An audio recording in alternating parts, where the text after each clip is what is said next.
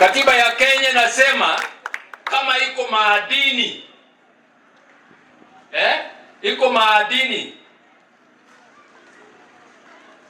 zaidi ya 15% ibaki kwa ile kwa jamii habari imepatikana. Mnanisikia? Not less than 15%. Sio kusema ati 15%, not less than 15%. Hapa Turkana tunajua ya kwamba iko mafuta. Tulo ilikuja hapa ikapima ikatoka. Sasa kampuni nyingine imekuja inaitwa Gulf. Mimi naarifiwa ya kwamba inasema inataka kupata ile faida yake kwanza kabla ya Mturkana kufikiriwa. Mnasikia hiyo?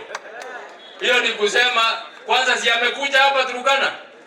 Anakuja anawaambia Waturkana hata ng'ombe amujui kuchinja. Wacha niwachinjie nikule nikishiba ndio nifikirie nyinyi. Unaona?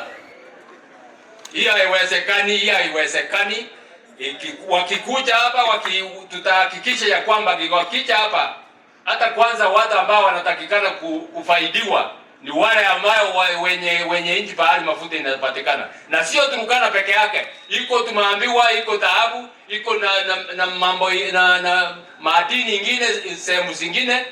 Hiyo tutahakikisha kila sehemu, kila hii jamii pahali iko, jamii wanapata ile sehemu yao. Kama hapa Turkana hiyo mafuta ikitoka mzuri, itumike kwanza, mashule yajengwe, nini yajengwe na Waturkana wainuke. Kwanza sababu Mungu aliwapatia mafuta na hiyo mafuta isaidie Waturkana.